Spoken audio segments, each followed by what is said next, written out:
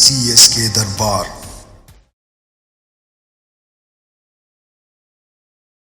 Welcome to CSK Darbar. இன்னைக்கு நம்ம ஒரு அட்டகாசமான ரெசிபி பார்க்க போகிறோம். கோயம்புத்தூர் மொச்சக்கொட்டை காரக்குழம்பு. இன்னைக்கு அதுதான் எப்படி பண்ணுறதுன்னு பார்க்க போகிறோம். வாங்க பார்க்கலாம். காரக்குழம்புக்கு முதல்ல நல்லெண்ணெய் விட்டுக்கிறோம். முதல்ல நம்ம மசாலா அரைச்சி எடுத்துக்க போகிறோம். அதுதான் நம்ம காரக்குழம்புல விட போகிறோம். ஸோ ஃபஸ்ட்டு நல்லெண்ணெய் விட்டுக்கிறோம். அதுக்கப்புறம் கொஞ்சம் நல்லெண்ணெய் நல்லா காஞ்சதும் 5 to 6 பல்லு பூண்டு இதெல்லாம் நம்ம அரைச்சி எடுத்துக்க போகிறோம். அப்புறம் 5 சின்ன வெங்காயம். இது நல்லா பொரியட்டும்.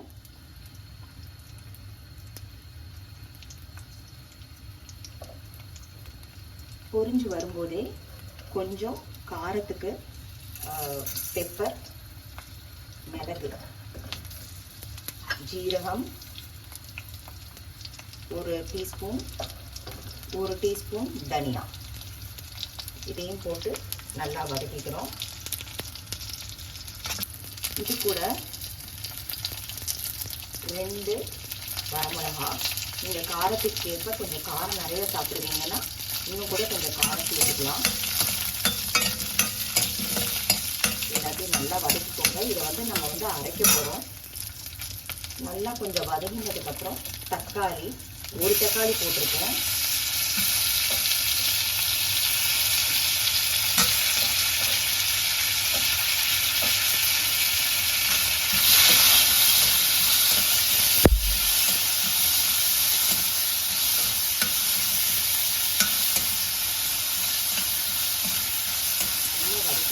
இதை நம்ம அரைக்க போகிறோம். குழம்பு பண்ணுறதுக்கு மொச்சக்கொட்டை காரக்குழம்பு பண்ணும்போது இந்த விழுதை தான் நம்ம போட்டு கொதிக்க விட போகிறோம். இதை நல்லா வதக்கிக்கலாம்.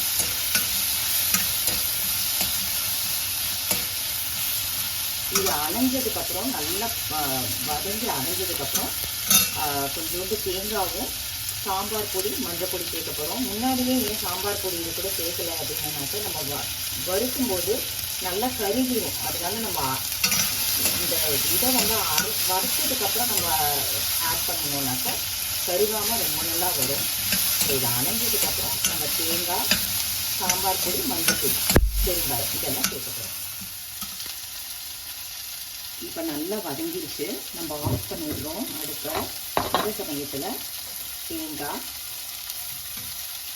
அந்த லைட் சூட்லேயே வதங்கினா போதும். அப்புறம் 1 டீஸ்பூன் சாம்பார் பொடி. நீங்கள் வேணும்னா இன்னும் கொஞ்சம் காரம் இன்னும் கொஞ்சம் ஆட் பண்ணிக்கலாம். அப்புறம் கொஞ்சம் மஞ்சள் பொடி, 1 சிட்டிகை, பெருங்காயம். ஆஃப் பண்ணினதுக்கப்புறம் இதெல்லாம் ஆட் பண்ணுங்கள். இப்போ நம்ம ஸ்டவ் ஆஃப் பண்ணி வதக்கி எடுத்துக்கிட்டோம். நம்ம இப்போ அரைச்சி எடுத்துக்க போகிறோம். இந்த விழுதை நம்ம வதக்கி வச்சதை நல்லா அரைச்சி எடுத்துக்கிட்டோம். இப்போ எப்படி குழம்பு பண்ணலான்னு பார்க்கலாம் வாங்க. நான் லெமன் சைஸில் ஒரு புளியை கரைச்சி எடுத்து வச்சுருக்கேன். அதே மாதிரி மொச்சக்கட்டையை ஓவர் நைட் ஊற வச்சு நான் உப்பு போட்டு வேக வச்சு எடுத்திருக்கேன், ப்ரெஷர் குக் பண்ணி. ஸோ இப்போ எப்படி பண்ணலான்னு பார்க்கலாம். திருப்பி கடாயை வச்சுக்கிட்டோம். கொஞ்சம் தாராளமாகவே விடுங்க. திரும்ப நல்லெண்ணெயா. அப்புறம் கடுகு,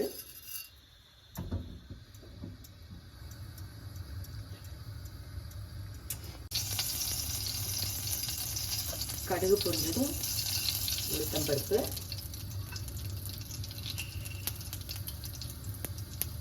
நல்லா உளுத்தம்பருப்பு பொரிஞ்சதும் வரமிளகா,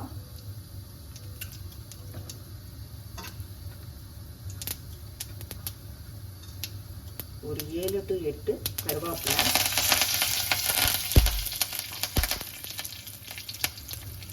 இப்போ நம்ம இன்னொரு சின்ன வெங்காயத்தை தவிர்த்து ஒரு மீடியம் சைஸ் வெங்காயத்தை பொடி பொடியாக கட் பண்ணி வச்சுருக்கோம்.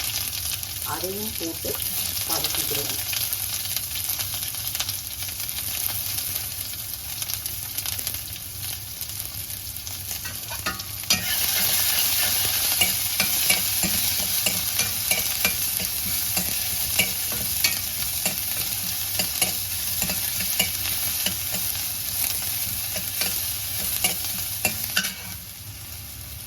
வெங்காயம் நல்லா வதங்கிருச்சு. நான் இங்கே கத்திரிக்காவை வந்து நீளமாக கட் பண்ணி வச்சுருக்கேன்.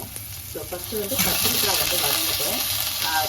கத்திரிக்காய் நல்லா வதங்கிறதுக்கு முன்னாடியே புளித்தண்ணியை விட்டுறாதீங்க, ஏன்னா வந்து அதுக்கப்புறம் கத்திரிக்காய் வதங்காது. ஸோ நல்லா இது வதங்கட்டும்.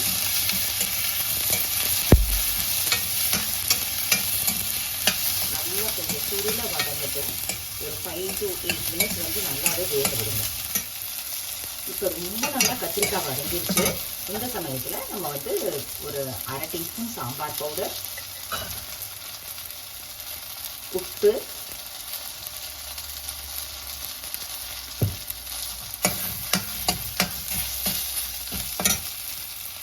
பெருங்காயம், தக்காளி திரும்பி ஆட் பண்ண வேண்டாங்க, ஏன்னா நம்ம வந்து இதுலேயே தக்காளி ஆட் பண்ணிட்டோம், நம்ம வறுத்து அரைச்சிட்டோம். ஸோ தக்காளி ஆட் பண்ண வேண்டாம். நல்லா சுருளை வதங்கிடுச்சு பாருங்கள். ஸோ நம்ம வந்து கரைச்சி வச்சுருக்கிற புளி தண்ணியை இப்போ வந்து விடுப்போம்.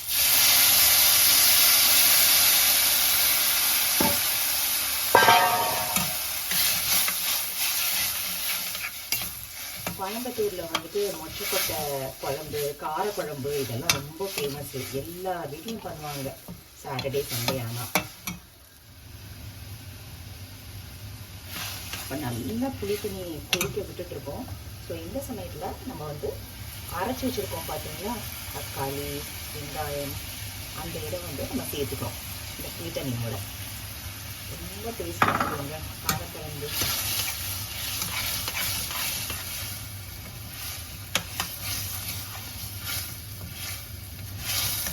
இது கொஞ்சம் திக்காக தான் இருக்கும். சாப்பாட்டு கூட நான் வந்து யூஸ்வலாக பார்பாயில்ட் ரைஸ் தான் யூஸ் பண்ணுவேன். புழுங்கல் அரிசி தான் சாப்பாட்டுக்கு யூஸ் பண்ணுவேன். அது கூட சேர்த்து சாப்பிட்டோன்னா பிரமாதமாக இருக்கும்.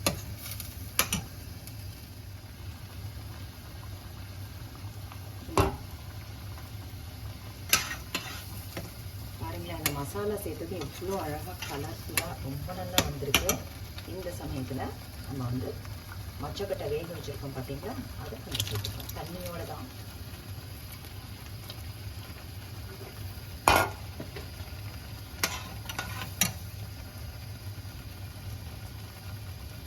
நல்லா கொதிக்க விட்டு கொத்தமல்லியை தூவி இறக்க போகிறோம். கொஞ்சோண்டு தேவை, இன்னும் கொஞ்சம் நல்லெண்ணெய் கூட விட்டுக்கலாம் லைட்டாக. நல்லா கொதிக்கட்டும். நல்லா கொதி வந்ததுக்கப்புறம் இறக்கி நம்ம ஃபினிஷ் பண்ணிட்டோம். காரக்குழம்பு நல்லா கொதிச்சிருச்சு. இப்போ இறக்க போகிறோம். சுவையான கத்திரிக்காய் மொச்சக்கொட்டை காரக்குழம்பு ரெடி. இப்போ வந்து லைட்டாக கொத்தமல்லியை மேலே அப்படி தூவி விட்டுருவோம். சாப்பாட்டுக்கு, தோசைக்கு, இட்லிக்கு எல்லாத்துக்குமே அமக்கலமாக இருக்கும். ட்ரை பண்ணி பாருங்கள். தேங்க்ஸ் ஃபார் வாட்சிங்.